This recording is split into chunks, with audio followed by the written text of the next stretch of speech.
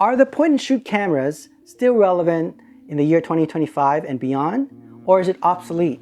Since we have our smartphone already, why do we need these point and shoot cameras?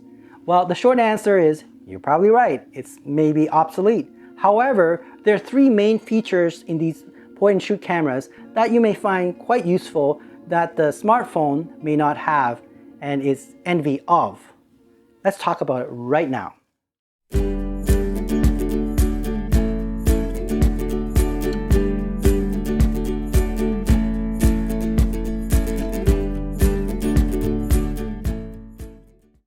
Okay, so you have these point and shoot cameras and you're wondering, should you sell it? Should I give it away? You know, maybe you want to give it to your aunt, your uncle, your niece, whoever. You think this is not useful anymore since you have a very powerful smartphone with a decent cameras. You know, you spend about almost $1,200 to $1,500 on these smartphones and you know, it has a built-in cameras. Why not just use it? Forget about these, right? Well, there are advantages when this point and shoot cameras are used. In certain scenario, I think these point and shoot cameras are quite useful. Let me explain. Okay, let me talk about this one first. There's actually two types. And this one is quite compact. As you can see, if you compare it to my smartphone, this is almost 2.5 times smaller than my smartphone. Now, the advantage of these point and shoot camera, of course, the main one is the zoom lens. As you can see here, this is an optical zoom of 4 times. So you can zoom in or zoom out, starting at 26 mils all the way to 105 mils. It's equivalent to 35 mils camera. We compare the lens, right? So it has this built-in zoom lens, optical zoom, that's able to zoom in and out. And then you turn it off and it goes back, and there you go. It's very compact, even smaller than the size of my palm. Well, your camera in your smartphone cannot do that unless, of course, you have 3 or 4 lenses. For example, you might have ultra wide, wide, normal, and zoom, right? Then yes, but then those type of smartphone cost you over $1,200 to $1,500. Whereas these one you can get secondhand for less than $35. Okay, so one feature, like I mentioned, is the zoom. The second feature that I think is advantage over the smartphone, of course, is the flash. The flash is quite powerful in these one. When you turn it on, it's much more brighter, and it's the typical type of flash you get in a film camera. So that's the second features. The third, which may be not as important, but for some of you who love tactile feeling of a camera, well, these compact camera do have buttons, right? And zoom rocker. So this itself may be a bonus point, and for a lot of people who would like to have a compact camera, this could be it. Okay, so you have these buttons and you can tell by the symbol what it means.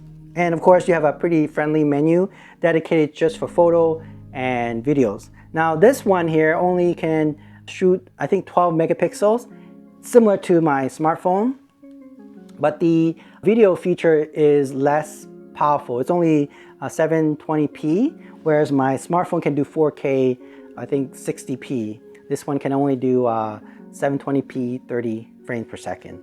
So not that of a great feature. However, there is some advantage for those people who want to archive short videos and doesn't care so much about the quality, but just memory. So it has a feature where you can reduce that video file size to 480p, which is a standard DVD quality, or even smaller than that, which is, I believe, it's 280p, which is really small. However, it's great to put in a hard drive, and you can store like thousands and thousands of short clips, right, to archiving your memories. So this can be quite convenient that it has this feature where you can reduce the video size to very tiny when you record it.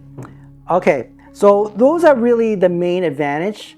Other than, for example, I would say the battery, I think, is quite useful, that this is a rechargeable battery. I can take it out, I can buy a couple of these, charge it, and I have like 30 to 45 minutes of videos, and if I have 2 or 3 of this, you can 3 times of that, right? So very convenient.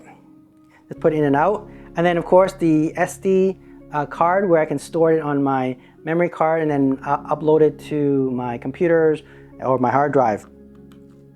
Right, so these are the features that these compact point and shoot camera has. I have another type, this one a little bit better, but it's not as compact. You can see it's more like a standard cameras. But the advantage of these point and shoot bulkier camera is that it has a very good optical zoom. This one, the Sony one, the HX1, has a 20-time optical zoom, okay, and it's a G lens. So very powerful. You can like actually, starting with let's say 28 mils, you can zoom in to 480 mils. You can see how much zoom that is. And it has a very good flash as well.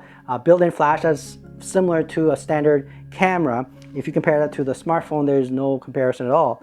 It does have a stereoid mic here, which is really useful because you can have a good surround sound recording. Another feature, like I mentioned about the buttons, right? A lot of feature of buttons here. And this LCD screen can actually flip up halfway, you know, like 90 degrees. So in case you want to, like say, take a shot like this, you could do that, okay? Well, this is only relevant to this type of camera. I have a Fujifilm, which can't do that, all right? Another feature that these type of camera might have, which is the EVF. So it does have EVF, so if you want to look through the EVF, you can do that. The only thing is the older model, you have to switch back and forth between the LCD and the EVF, okay? But again, you know, for less than 70 bucks, what more do you want from a decent compact camera? So those are advantages that these compact point and shoot cameras have over a smartphone. Maybe that's not a lot for you, but for some people, you know, just having this to carry around and don't have to worry about getting a different type of lens. It's already built in and you can zoom in and out up to 20 times for this camera. Whereas my smartphone, well, unless I have like 4 different type of lens and one of them allow me to zoom in 10 times, 20 times, then yeah, not so great, right? Whereas this one, I can buy extra batteries. I can keep on going recording or taking photos. I can take out this SD card and I can upload to my computers. Whereas this one, I might have to upload to the clouds, which for me, I'm more old school where I want to upload to my hard drive on my computer and store it, you know, away or archive it away for later view, I guess you would say. So yes, it depends on your needs and your wants, but I would say there is an advantage to these compact point and shoot cameras. Like I said, just to summarize, 3 main ones are the lens, zoom lens, the flash, and the buttons, right? The rest is the bonus, which I find that some people don't care so much about. I hope you enjoyed this video, and I really hope you have a wonderful Christmas and a Happy New Year.